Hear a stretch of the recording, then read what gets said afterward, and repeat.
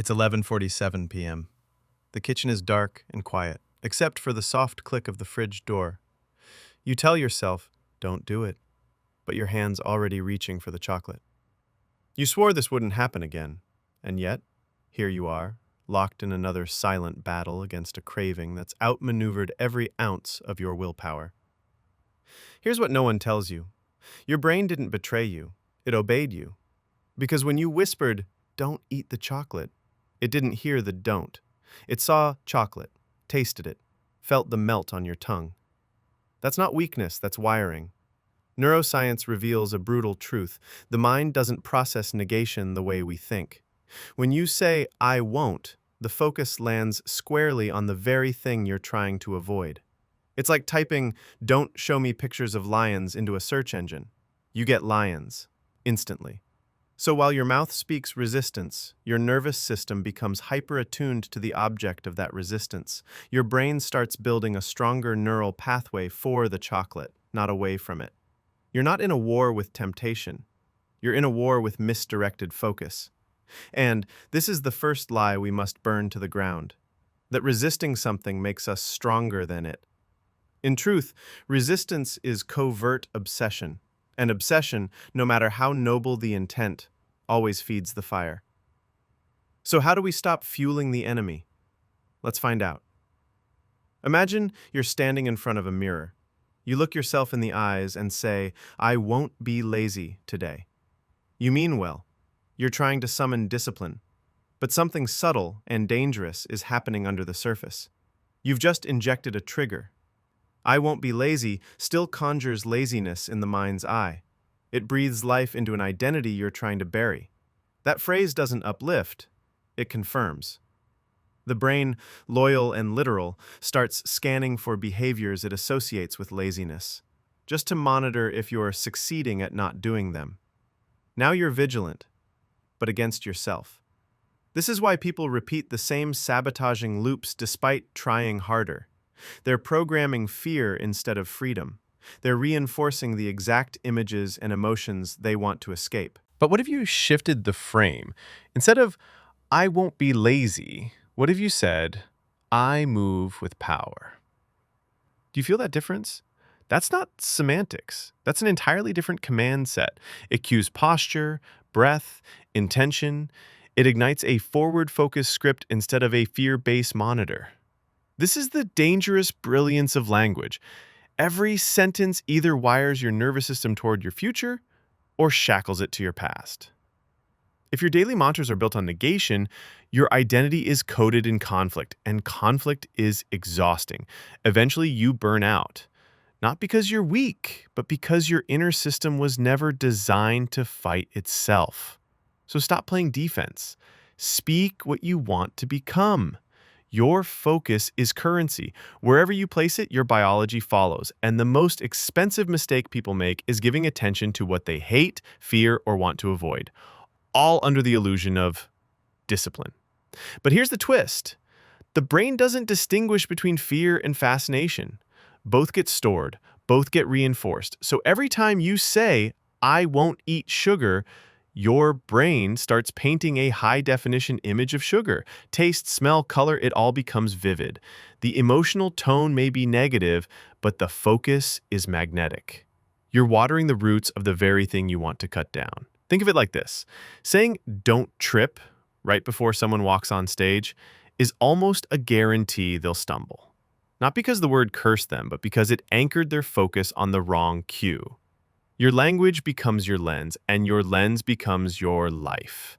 To escape this trap, you must become brutally intentional with your words. Lipton calls it a mirror of readiness. What does my language say I fear versus what I'm ready to become? That single question can reroute years of self-sabotage. Your words aren't just thoughts out loud. They're blueprints. Whisper, I move with purpose before you rise, and your spine changes shape. Speak, I fuel legacy before a meal, and the craving rewires into reverence. It's not magic, it's mechanics. If your body listens to every word, why feed it fear? Next, how to speak in a way that your nervous system obeys with clarity. You don't need to shout to program your destiny. You just need to stop speaking fear in a whisper.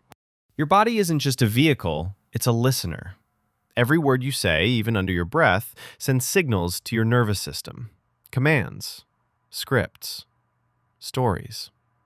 And the tragedy is that most people are unconsciously speaking trauma, hesitation, and avoidance into their flesh every single day.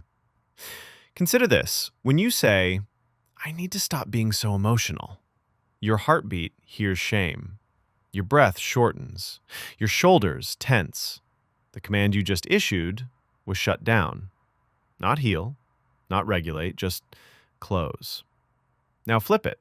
Say, "I express with emotional precision." Instantly, there's a new posture. It's subtle, but real. You've given your nervous system a new script to follow, one of strength, intention, and mastery. That phrase doesn't shut you down. It invites you to rise. This is why the ancients used mantras, why sacred texts are written in declarative language, because every syllable is a seed, and your nervous system is fertile ground. Marissa once whispered, "Speak like your body is listening and ready to obey." Not just poetic, it's practical, because it's true. Your body craves clarity, not a contradiction. So instead of battling with, "I won't eat chocolate," try whispering, "I nourish what fuels my future." That phrase doesn't deny chocolate, it simply doesn't invite it. It shifts the story. And stories are what shape behavior. What story are you speaking over your body today? Most people speak as if their habits are the problem. But habits don't live in isolation. They live inside identity. That's why surface-level affirmations rarely stick.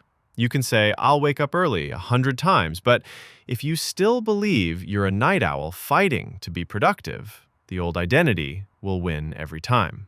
Why? Because identity beats intention every single time. Reprogramming begins with identity-coded language. It's not, "I'm trying to eat better." It's, "I am a person who fuels excellence."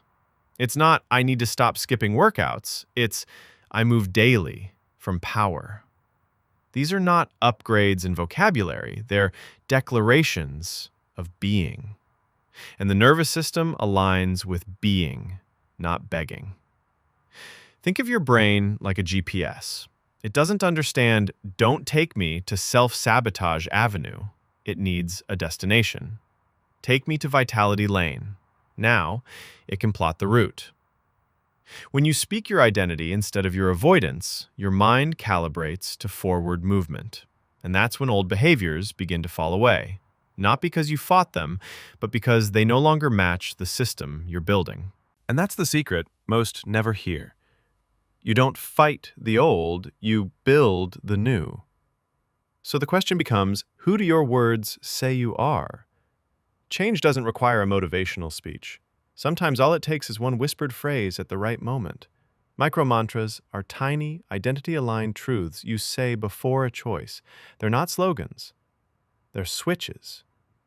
And when spoken with clarity, they flip your nervous system into alignment fast. Before eating, I fuel legacy. Before a workout, I move with purpose. Before speaking in a hard conversation, I express with emotional precision. These mantras don't tell you what not to do. They summon the identity you do want to inhabit. And that's the key. Because when your identity is front and center, decisions become obvious. But here's the rule. They must be short, declarative, emotionally charged. No trying, no hoping, no "I'll see how I feel." You don't ask your GPS how it feels before hitting the road. You enter the destination and go. The brilliance of micro-mantras is how quickly they embed. Whisper them before the action, at the decision point, and your nervous system starts craving alignment with them. Suddenly, the old loop feels like static. The new loop hums with power. Because you've stopped reacting from fear, you're now acting from design. When the day ends, most people collapse mentally, emotionally, and sometimes spiritually. They scroll, they distract, they tell themselves, "Tomorrow I'll do better." But intention without reflection is just noise. And noise doesn't transform identity. That's why the most powerful rewiring happens not in the morning but at night. Enter the language audit ritual, a nightly practice that separates those who drift from those who direct. Here's how it works. At the end of your day, ask one question with ruthless honesty. Did I speak forward today, or did I speak in fear? Don't just recall what you said. Tune into why you said it. Were your words commanding your future or managing your insecurities? Did you speak as someone becoming or someone avoiding? Then take one sentence, just one, that was fear-coded. Rewrite it. Flip it into forward command. I hope I don't screw up tomorrow's meeting. I lead with grounded clarity. I have to stop procrastinating. I act with decisive focus. This isn't positive thinking. This is postural rewiring. You're teaching your nervous system how tomorrow will feel before you even sleep.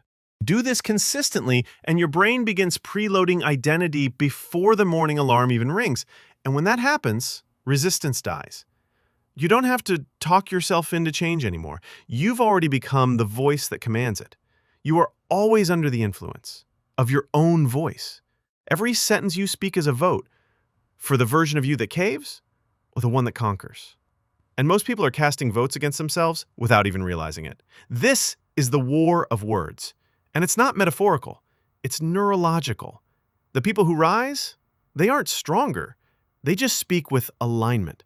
They speak from identity, not toward it. They understand what Scripture encoded long ago. Let the weak say, I am strong. Not, I hope to be strong, not, I'll try to be stronger tomorrow. Say it now, as if it's already true. Because the nervous system doesn't wait for proof. It responds to command.